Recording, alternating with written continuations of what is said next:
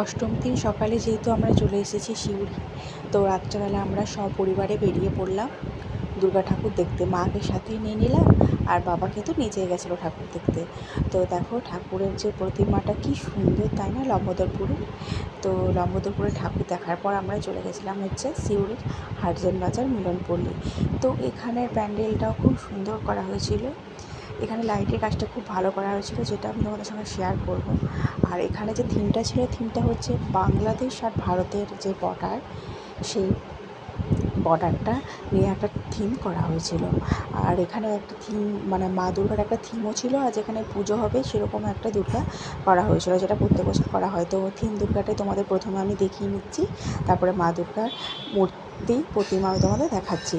তো এই দিকটা আমার যে বাঁ সাইডটা সেটা করা হয়েছিল ইন্ডিয়া, আর আমার যে ডান সাইডটা ওটা করা হয়েছিল বাংলাদেশ। এই হচ্ছে আমাদের মানে এই মন্দিরের থিম দুর্গা। আর ভেতরে চল নিয়ে যাই। আর এখানে একটা একটা করে মাইলস্টোন দেওয়া ছিল, মানে বর্ডারে যে প্রত্যেকটা শহর হয়, সেই প্রত্যেকটা শহরে হয়তো মাইলস্টোনগুলো দেওয়া ছিল, আর ডান সাইডেও তাই। আর এই হচ্ছে মায়ের প্রতিমা। তো চলো ব্লগটা এখানে শেষ করলাম, টাটা।